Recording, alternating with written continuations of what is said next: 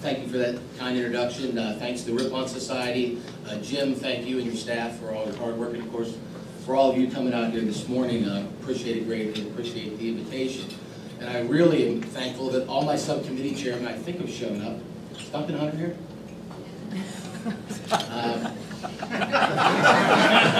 Friday mornings we try to have... Why don't you doubt that I'd be here, Bill? I knew that you would, Duncan. The Marine always comes through. We have our leadership, try to have our leadership meeting on Fridays and bring in the full committee, the Republican side on Fridays, and sometimes they're a little tardy, or of course everybody's busy in this town, so not always good to show. But Duncan usually does, actually, because we feed him. I think that's the reason he does. Again, thanks for having us here this morning. As was mentioned, Nick mentioned a few things we worked on. I'm going to give you an overview. First of all, people said we had a great week this week. I don't know if we call it a great week. It's an okay week. We did the patch. I don't think that's really what any of us wanted to do. We would really rather have figured out the funding and had a long-term, multi-year bill, surface bill. But it was a decent week to be able to stop a crisis from occurring here with the trust fund running out of money in the next week or so. And I believe the strategy was right to get it through to next year. And that still doesn't take the pressure off us, or still doesn't, it relieves the pressure, I would say. The pressure's still there to do, or to find a fix, a long-term fix for the trust fund. And what it looks like, I don't know, I don't even want to predict, but it has to be done, whether it's repatriation or other measures to do it. We've got to make sure that we're making the investments in our infrastructure, our highways and bridges, or this country's going to suffer. And people will suffer because it will cost us jobs. So again, we'll be working, continue to work diligently on that. It's been a very busy year. I know that Jimmy Duncan was here, the vice chair of the full committee. Jimmy chaired 2 panels we set up, one last year on freight movement, which they have some really great recommendations for us to include in the next surface bill. And then he's just finishing up a panel on P3s, going across the country and listening on all the different modes, how we can incorporate and encourage the private sector to work with the public sector, bringing those dollars to bear, leverage and to do more when it comes to infrastructure. So that took place this year. WRDA was mentioned.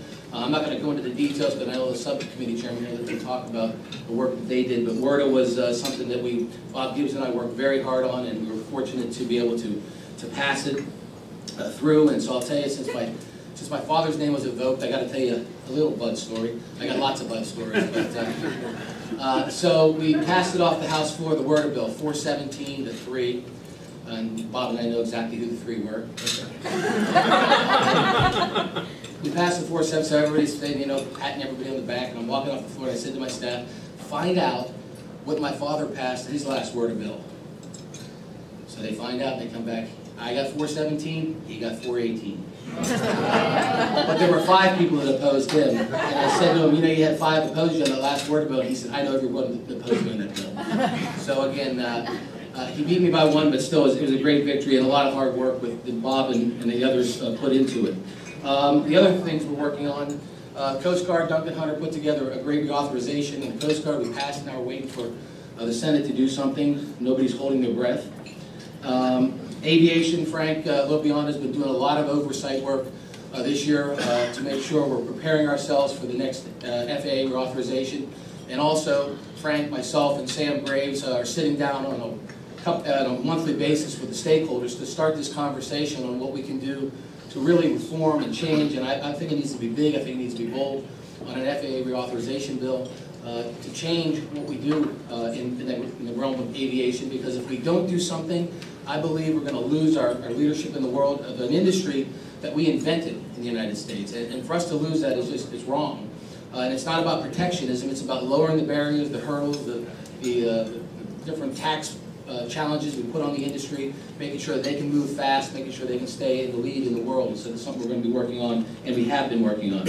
On the railroad and pipelines, subcommittee hazard materials, Jeff Denham's been working very hard on a passenger bill, and we've got a product. We're just trying to figure out how to move it. It's a difficult thing to do. Public buildings, emergency management, and economic development. Lou Barletta has been doing a great job of trying to figure out how we shed these unused federal buildings, making sure when we're trying to push out to longer-term leases to save the federal government billions of dollars. Lou's been working very hard on that. And as I mentioned, Tom Petri, Tom's here. Of course, he's been working on the patch, and also he's been doing a lot of oversight on map 21, which is difficult to do because it's only been out there for 18, 20 months, and so Tom's trying to push the envelope, make sure that the DOT is doing what they're supposed to be doing. And as busy as this year's been, next year's going to be even busier. Because we have to do a surface bill, because we're looking at aviation reform, and because we have to do a pipelines bill, and I'm sure there's a lot of other things out there we're working on, but when you put a surface bill and an aviation, trying to do a big aviation reauthorization, there's a lot on our plate. But with these subcommittee chairs, it makes my job easier because they all work so hard. And you know, it's better, and I see Vicky's here, so I can do a horse analogy on the subcommittee chair. I mean, it's always better to have a horse you got to pull back on the reins than use the crop. And on these guys, I'm always pulling back on the reins, it seems like, so that's a good thing. But I really appreciate their diligent hard work, and with that, why don't all of you guys come up here, and I'll introduce you one at a time, and you can kind of give an overview of what you're doing. And it's good, while they're coming up here, it's good. Did Mike Kelly leave already? He said he came to hear me. I walked to the door and shook my hand. I said, what are you doing here? He said, I came to hear you, Shuster. So obviously, came to eat food. And Rodney Davis being here too. I was going to say Mike Kelly and Rodney Davis, two of my favorite members of Congress. Rodney, of course, serves on the committee and is another one of those members you don't have to say do your work. He's always doing his work. So Rodney, it's great to have you here this morning. Again, what we'll do is, so Jim has put here 2 to 3 minutes, so I'll try to be diligent to keep you at that. But with that, introduce the chairman of the Subcommittee on Highways and Transit. He's in his 18th term, and he's retiring. I've been trying to put on weight, but I mean, this is really good. He broke his chair. I broke my chair.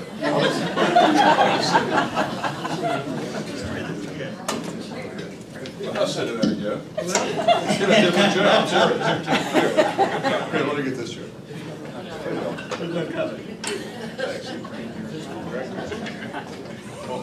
Duncan Hunter, always trying to steal his chair.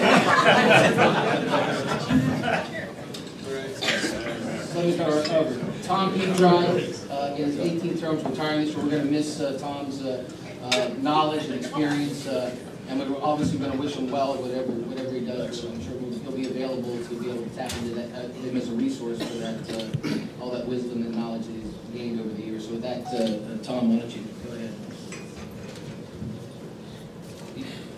Thank you. Oh, I can do it right here. It's kind of like Oprah. All right. Can you believe that? I'm Oprah. I'll be happy to.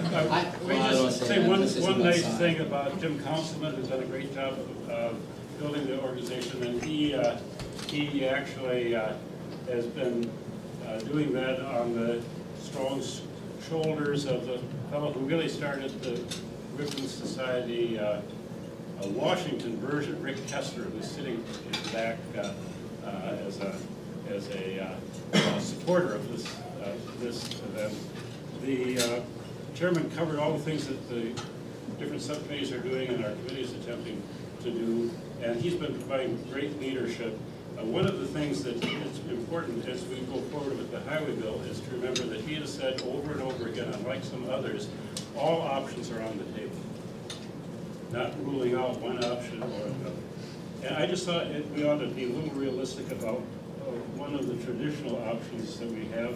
We don't want to talk just about the funding problem, we want to talk about what the highway bill is going to accomplish for our country. And it's essential to have an efficient transportation system. And as we get this done, it's very essential that the consumers of not just the people who are getting the money to build the roads, but the trucking industry, the customers, the Chamber of Commerce support, as the trucking industry has, adequately funding this on a long-term basis. If we don't do that, it's going to be an inefficient system. Bouncing along to short-term things is very wasteful. And people who say they want efficiency in government should be supporting a long-term solution to this and authorization of this bill. Let me just talk about one option. Traditionally, the 18.4 cent gas tax, as you've been used to it, hasn't been changed since '93. The average driver in America drives about 11,000 miles, gets 21 miles per gallon, which means that they are paying 18.4 cents, $97.50 a year for our nation's highways, and less than $10 a month. If it was changed by 10.6 cents in the federal gas tax, it would cost $4.66 per month, or $56 a year, an increase in the user fee, which has not been changed since 1993. That's the reality of what we're talking about. And so to run around with all these things with a thinly disguised borrowing, basically, of using other sources that would be providing money to the federal government, is not particularly responsible. If we come up with a new source of revenue to fund this program, great, and they do exist over time. But we have a big challenge here, and Bill has been providing great leadership in this area, and if we keep all the options on the table, I think we'll end up eventually making the right decision. Thank you very much, Tom. Appreciate that. Duncan agrees. We can all leave. So next, my pleasure to turn to Frank LoBiondo, the chairman of the Subcommittee on Aviation, who's been in his 10th term, and Frank's got a really tough district. He always has a tough fight in the general election. If Frank LoBiondo there's not in that seat in New Jersey, we're going to have a Democrat there. So I always appreciate what he has to go through is really tough, and so we all should be very, very supportive of Frank, because it's a fight every single time. And I mentioned that Frank, being the subcommittee, aviation subcommittee chairman, is working with me, but I also, and when I sat down and thought we have to go through this process, you got to have somebody who's got great relationships with labor, and that's Frank. But I also brought Sam Graves to the table because he's the voice of general aviation in Congress, and if you don't have labor and general aviation feeling comfortable about moving forward, nothing's going to happen. So again, with that, guy who runs a tough race every year, I think I said that once before, and everybody here should support him. If they haven't, we would really appreciate it if they'd support him. But Frank LoBiondo. Well, thanks, Bill, and thanks everybody for coming out today. Thanks for what you do to promote good government. And I want to thank Bill for something that all of you know, and that's not just his leadership, but his style of leadership, of making sure that we have options on the table, making sure that in this area of transportation, we've got to work with the other side. You're not going to do it alone. And Bill has been masterful at keeping our principles at the forefront while working to get a result. So as we talk about aviation, as Bill touched on, we have a big challenge with the reauthorization bill. Nick quoted some numbers earlier. I have some numbers that are burned into my brain that I don't like, but I remember them constantly because of the negative consequence. And that is 22, 7, and 2. 22 extensions over 7 years with a 2-week shutdown. Unacceptable. Bill and I have talked extensively. He has participated in the listening sessions. The whole idea was to spend so much time and focus this year on understanding what the stakeholders feel, not taking this into a hearing session where you really have difficulty with back and forth lots of times. And we have our share of hearings. But the idea that we came upon was to have you, the stakeholders, participate with your ideas, with your problems, with your suggestions, so that can be incorporated into the ideas for the draft legislation, which the staff is, it's an amazing aviation, it's amazing transportation committee staff, but the aviation committee staff has just been fantastic. And the whole idea is to get to a product early next year that can be floated, get something that's passed the House. Of course, you know, as Bill mentioned earlier with the Coast Guard bill, figuring out what the Senate's going to do is always a challenge.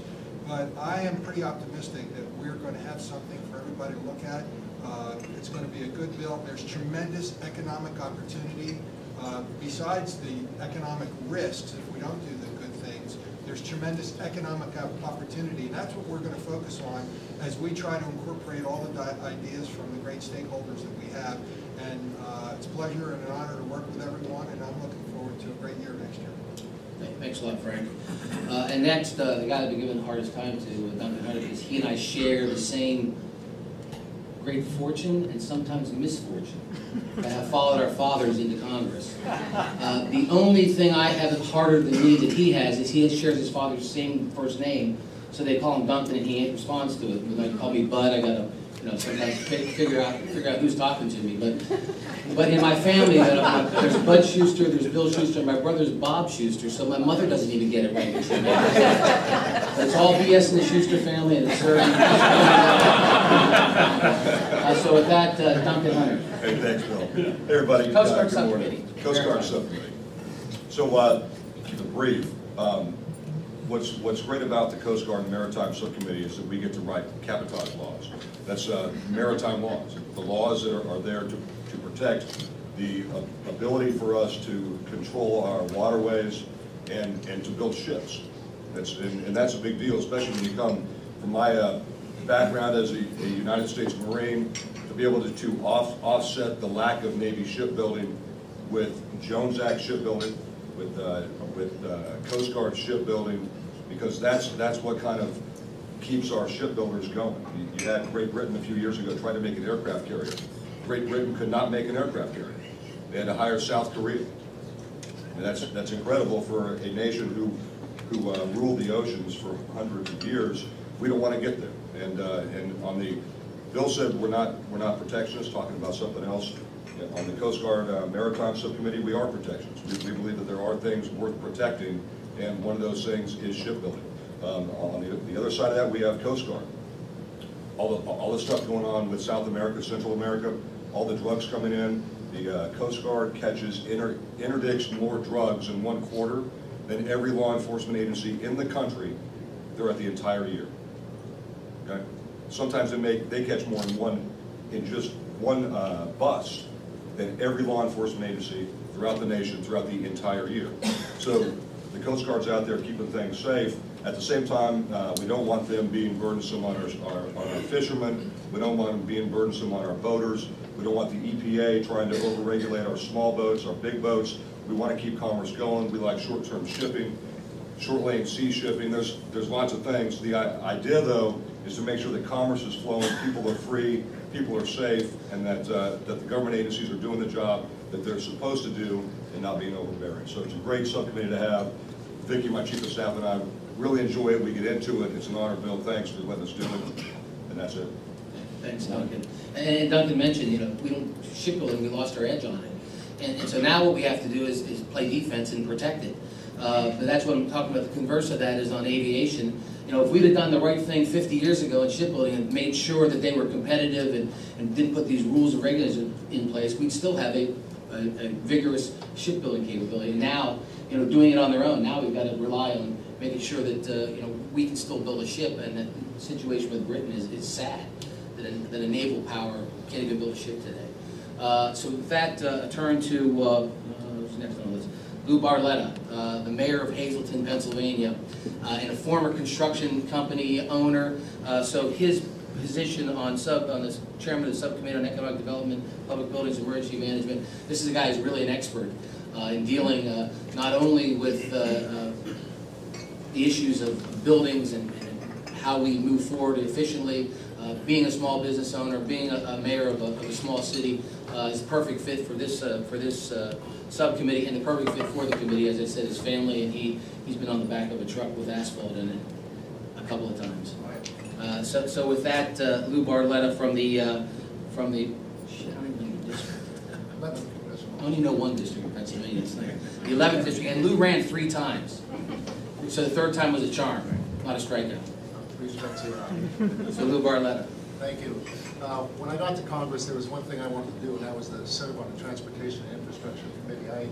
I grew up in a construction family, a large Italian family where all the boys had to work in a construction company. If you've ever had to work in a family business, you should watch what happens in an Italian construction family. So when I go to town hall meetings and people yell at me, it's like nothing. Experience growing up. This was really an honor to be as a chairman of the subcommittee and under Bill's leadership, because I came here to get things done. As a mayor for 11 years, you have to get things done. You have to find a solution. It may not be the solution you would do if you were king for a day, but at the end of the day, you have to get it done. And that's what Bill's really all about. And the subcommittee chairs that I serve with will all agree. He has a special ability to get done what he wants done and make you believe that it was your idea. And that's a special quality. So on the subcommittee that I'm chairing, Economic Development, Public Buildings, and Emergency Management, I try to find a way that we could actually get something done for the taxpayers. So I began looking at public buildings, which was the most obvious and easiest target, the low fruit. I toured one courthouse, and for every federal employee in the courthouse, there was 1,200 square feet per employee. I couldn't find anybody. I thought it was a federal holiday. It was ridiculous, and I began realizing that this is happening all over the country. So I got together with the administrator of GSA, and we're working together. As leases expired in the last year, I said we're going to move these agencies into a smaller space, and in 1 year doing that, with what we just did yesterday, we've saved the taxpayers over $2 billion just moving federal agencies into smaller buildings. So I'm really excited about that. Also looking at public-private partnerships in the public building section out in California. Saw a federal courthouse. It was incredible. And imported Italian terracotta walkways, a $250,000 piece of art in the center, a glass conference room on the ceiling. A real waste of taxpayer money.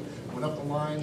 The state of California did a public-private partnership with the state courthouse. It was done on time, under budget. They bid, design, build, finance, operate, maintain, and then turn it over to the federal government, to the state government afterwards. So I'm very happy to serve on the public-private partnership, looking at bringing the private sector into all modes of transportation. Thank you. Thanks, Lou. And one thing that Lou's been working on, we had a meeting yesterday with Judge D. Brooks Smith, who none of you know, but he's from Altoona, Pennsylvania. He serves on the Second Circuit in Philadelphia. Lou and I have had to deal with him to try to get him to shrink the footprint of the judiciary. And lo and behold, this guy's been a friend and supporter for 40 years of the Shuster family. When I became chairman last year, the judges aren't political at all, but he became the head of the buildings and grounds, the maintenance, and whatever they call it, part of the judiciary. So all of a sudden, my good longtime friend is coming in to be pleading, don't do this, don't do that. But if I can tell you, those judges, they all have a political bone in them, or they wouldn't be there. Speaking of political animals, and hard-working people, the subcommittee chairman on railroads and pipelines, Jeff Denham, who's in his second term. He was the subcommittee chairman on buildings and economic development last time. Again, very aggressive chairman, works very hard and is working very diligently, and I think we've got a passenger bill, but it's just a matter of figuring out how to go through that murky water to move it forward. But with that, Jeff Denham from California's 10th District. Well, thank you for inviting me this morning. They don't usually give me a microphone. I was going to tell them to cut it off.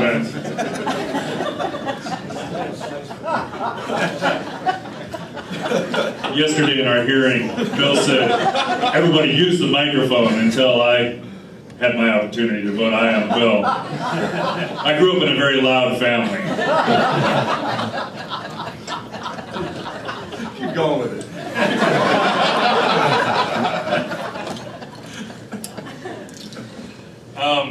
This is a great committee to serve on. It is a bipartisan committee, and certainly the way the chairman runs the committee allows us to get not only bills done and over to the Senate where we see so many bills just sit, but actually getting bills signed into law. You know, I'm excited about being on this committee because I want to build things. You know, in California, we've got our roads falling apart, we've got our rail infrastructure lagging, we haven't built any water storage in quite some time, and you know, we're having facing a big drought. So I like being on this committee because we're going to build stuff. We're going to continue to move this country forward and find bipartisan ways to do that, find different ways to fund these different initiatives. And you know, as chair of the Rail, Pipelines, Hazardous Materials Subcommittee, there's a lot of things happening on rail right now.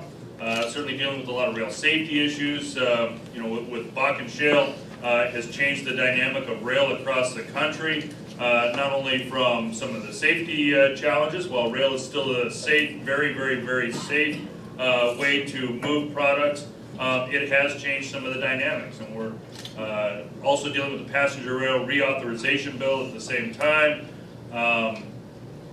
And I think we're going to get it here pretty quickly. I mean, we're coming together between the two parties. You know, it's going to create efficiencies. It's going to create greater transparency. We're going to be able to build some things on the Northeast Corridor. We're allowing the Northeast Corridor to actually keep their profits. When you're doing things good in this country, you ought to be able to improve your infrastructure in the process. So some good things coming out of it, but I'll tell you that the reason I think that this is going to not only get bipartisan support, but really moving through, pets on trains. You heard it here first. Northeast Corridor especially, so many people riding that Northeast Corridor that would like to bring their pets on the train. They put them on an airplane. They'll avoid Amtrak and go put their pets on cars. But this is something that the Democrats love. It's a great idea, and we'll put it just about anything in this bill to get it passed.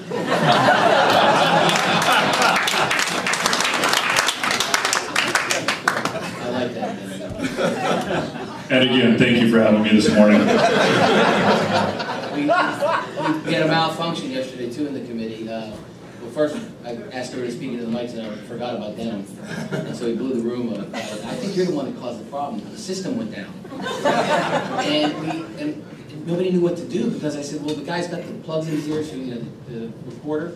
I said, he said, I can't hear you. And I said, take the plugs out of your ears. I said, you can type what we say, right? And they said, well, no, we're tape recording it. And DeFazio sitting next to him, they're tape recording it, and we have a guy. He said, we should just get rid of the guy and just have the tape recording, let him do the transcripts elsewhere. And I said, DeFazio, I don't think your side would like eliminating a job like that. So we really got to a point where I was like, what the hell do we do? Do we have to have it? Do you have to report this thing? And the staff and researchers said, no, you don't really have to do it. So we started going. Denham, of course, didn't need a microphone, but we were all speaking loud, and we got through it. But it was quite an interesting day, and it was very. We went from this bipartisan love fest for the past couple of months to a very contentious debate yesterday, and it's all Bob Gibbs' fault because they were all dealt with the the Clean Water Act, which he's the subcommittee chair of the Water Resources and Environment. His second term is his second term as being that chairman. And again, we did some good work, I think, yesterday. Bob can talk a little bit about that, but it became very contentious. But we made it through, and Bob was a partner in making sure the WRDA passed and got through. So really one of the true experts in this country on water resources. So with that, Bob Gibbs from Ohio. Thanks, Bill, and I wanted to give kudos back to the Chairman Bill for his work on the WRDA. You know, there's pundits out there that said we can never do a WRDA bill because we can't have earmarks. Got the earmark moratorium. The previous WRDA bills were loaded with earmarks. This WRDA bill has 0 earmarks, and Bill and us, we all came up with a mechanism to figure out how do we. Watch, I have a big nose here. Sorry about that. But we came up with a mechanism to we keep our authority. We don't default it to the executive branch, and it's more transparent. So since it's more transparent, it'll be accountable, and we'll do what we need to do in this country to keep our competitive edge, get these Army Corps of Engineers projects done. And we also in the WRDA bill we deauthorize projects that don't need to be there, and to save some money. The thing that really gets me about on the Army Corps stuff, when it was so frustrating to me to learn that it was taking up to 15 years or even longer sometimes to get the studies done so you can start the project. And that's just totally unacceptable. In the private sector, I doubt there's anybody that has spent 15 years to decide to do something or get the studies done.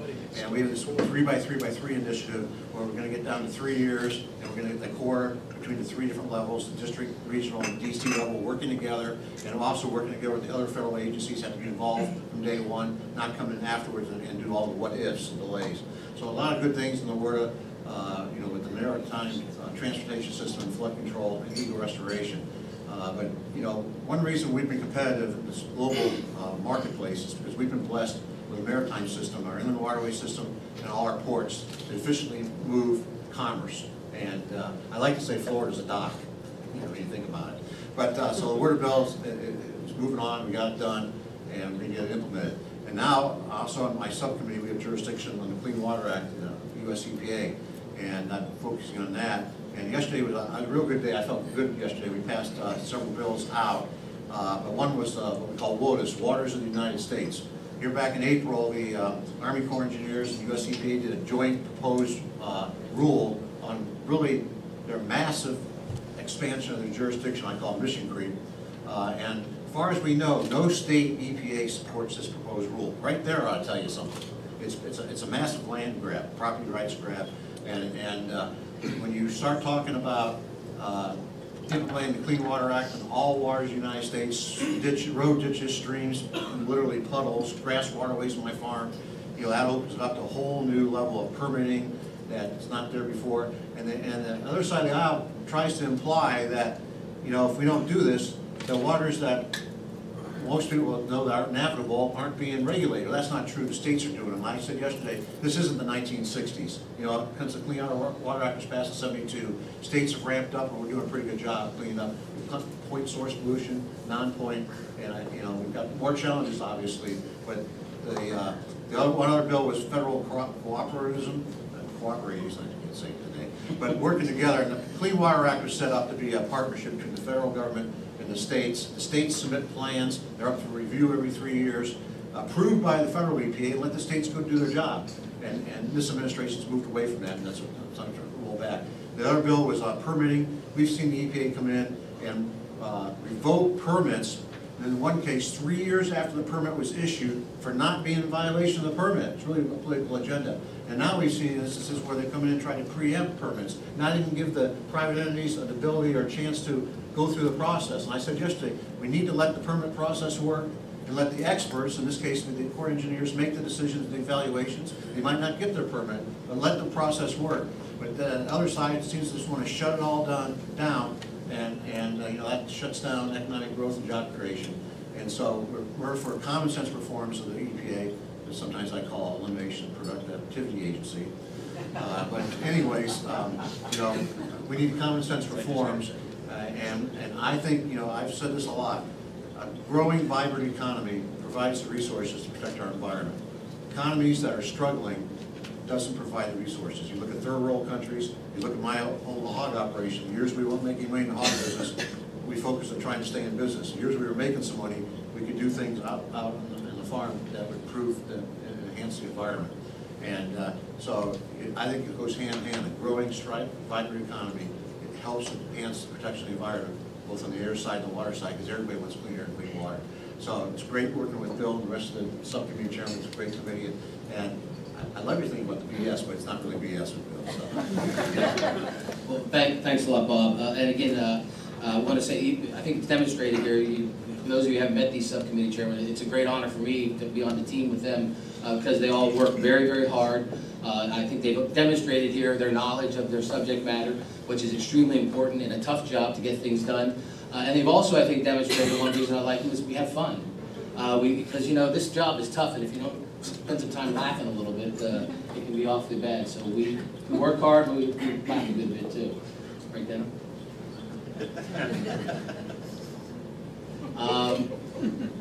Again, thanks a lot for having us here. I believe this is a committee that builds America. It's a committee that touches everybody's life. We're not always up front in the headlines, but you know, bridges and roads and pipelines and public buildings, all these things that affect our lives, this committee deals with. So I'm proud to be the chairman of the committee. I'm honored that my colleagues selected me to do that.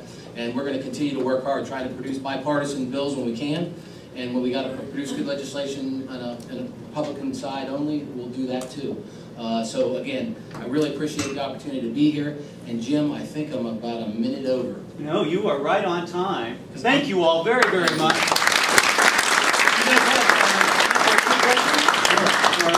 Nick Callio, you did such a great job. You can either pay or play. Is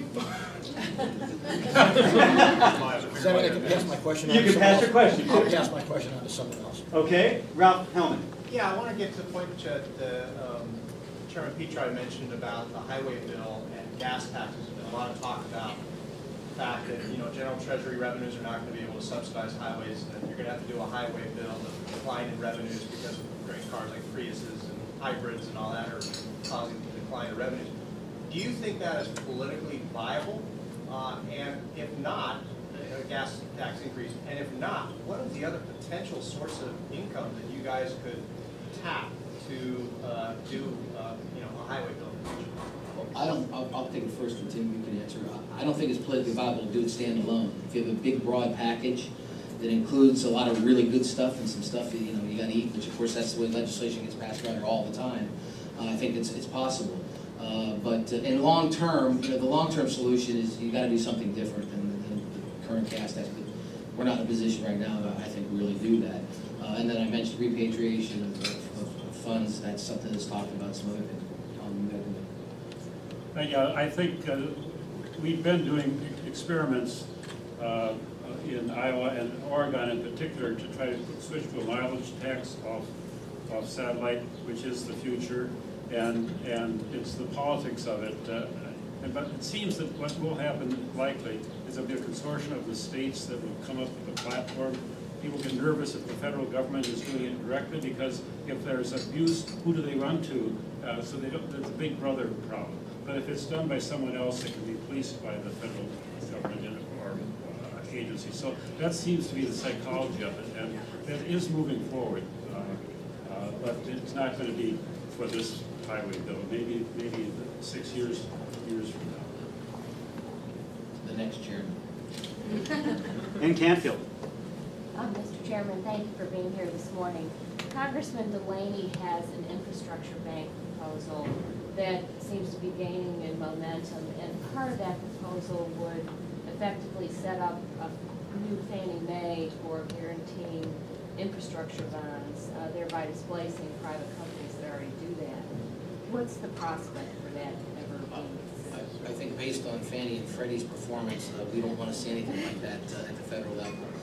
State infrastructure banks are something that I think is a good thing. There are a number of states that have done that. He's got some ideas there that I think are viable. Having it set up as a federal entity, I just don't think that's going to happen. Again, that's not something I can support. And he also takes the money and he diverts it into a whole other different pots. For instance, he wants to build schools. So building schools are a good thing, but that's not the federal government's responsibility. That's the locals and the states, and I don't want to expand into that. But he's a thoughtful guy, and we've talked a couple of times about some of his ideas. Congressman Denham, you talked about allowing animals to go on trains. What about facilitating bicycle riders? Is that as part of any plan that you're working on in terms of transportation and revitalization of the American domestic rail system? Can you ride a bike, Denham? Ride a bike?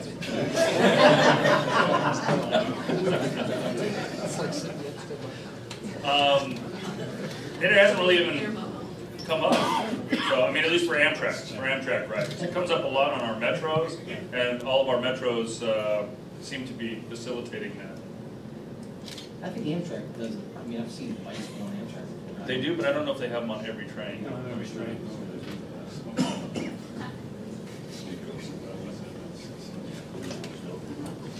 Just wondering how you see the FAA process moving forward. Obviously, the expiration's at the end of the fiscal year. What's sort of the timeline you see for next year and how it's going to play out? Well, September is when it expires, so of course that's the target. We've got a little thing that's cropped up right now. It looks like the transportation bill is going to be first on the agenda. That can move the timeline around a little bit. We've been working hard on it since I made a speech in December and started this process of talking to the stakeholders. I don't think we've had every single group. We just brought in Tarkio, Missouri, the center of the universe for general aviation, because that's where Sam Graves lives. We had a roundtable with the GA community. It was very productive, and we still have to go through the process again, as Frank said, trying to bring the stakeholders together, as we did on Murdo. We're using that same model to try to figure out what we can all come together on. Because as my good friend Nick Callahan says, you can't always get what you want. So if you try real hard, you get what you need. Let's make that up. Somebody should make a song out of that. But it's going to be a difficult process. Just to do a straight up reauthorization, we can muddle through and do that. But I really believe if we want aviation not to turn out like shipbuilding is in this country, or textiles, or electronics, or autos, or steel, we need to do something proactively now to change the playing field so that we can keep a viable airline industry, a viable manufacturing industry for aviation in this country. And I really believe if we don't do something now, that's what's going to happen. It already has started to happen. The airlines, for instance, used to control 60% of the world market. it's now 27, 28%. I mean, the decline is there, and we keep pounding on taxes, and we keep pounding on regulations on all these industries, and it's going the way everything else is going, to these foreign shores. One last question, anyone? Your schedulers are going to love me because we're right on time. But you all know that at the end of this year, 36 years, Tom Petri is going to be leaving this great group. And so on behalf of the Ripon Society, as you know, in 1962, December of 62, you started this great organization. So we have the bust of Teddy Roosevelt, and the credit belongs to the man who is actually in the arena. So presented to Congressman Tom Petri for his service to the United States Congress with our thanks.